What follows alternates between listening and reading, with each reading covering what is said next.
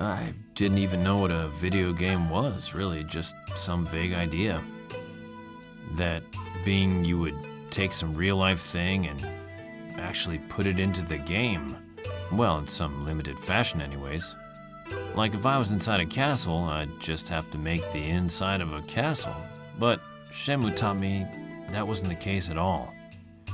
Shenmue was the first game I worked on, and using that experience, I've been able to give feedback on scene production for dramas I'm working on.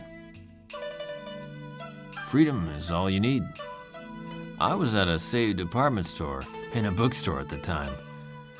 There, Yusan says, "Hey, Yoshimoto-san, what do you think of this?" And then he wrote Shenmue and Spirit Tree.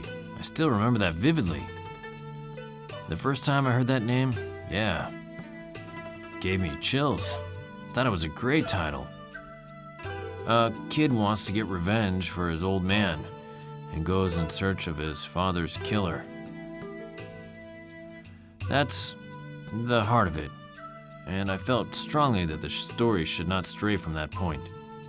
There were a lot of other great ideas in there, but still I felt the main character needed to be unwavering in his convictions.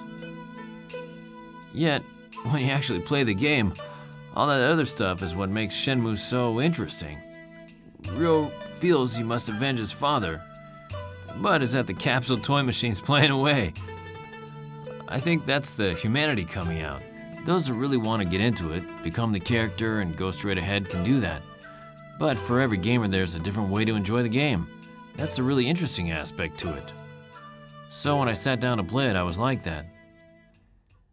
If your old man has that kind of house, he has to be a person of some character and integrity. Having grown up under a father like that, you'd probably feel rather restricted. But, without a doubt, he'd probably be very fond of him. At his dying father's last words, well, in the game he may not have reflected on it much there, but there would be a lot going on through his head about what his father did. That would get more and more imprinted on him. And as he goes out and meets all these different people, he would come to know where he came from. With the death of his father, it would be like Ryo continuing on in his father's footsteps. To make it sound cool, that is. His brain is always working. And he's seeing and thinking much farther ahead of someone like me. When we are having a meeting, I often feel like that. I'm not the type to be adversarial with people. I want to make something that will make other people happy. There are probably millions of people playing games because of Yusan. If Yusan says, "Hey, this is pretty interesting," I think they'll be happy too. I don't know what gamers want, where their compass is pointed. If I make something and Yusan is happy with it, it must be good. If it isn't, it'll show on his face, and you'll know it's boring, and the players will think it's boring too. That's kind of how our relationship stands. When I first became involved with Shenmue, I'd just celebrated my 40th birthday. It was at the Sega offices with a few of us there.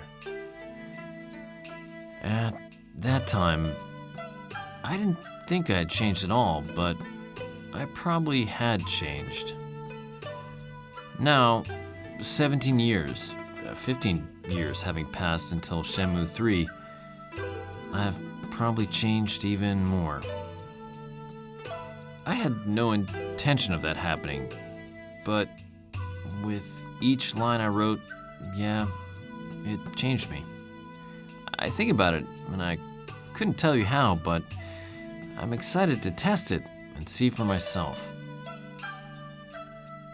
I'm ready to be part of it again.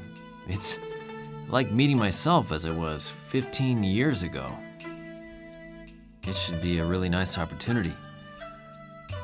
It's definitely not TV work. It's being asked to play the same person in a part you did before. Being able to do something you did 15 years earlier should be an invaluable experience.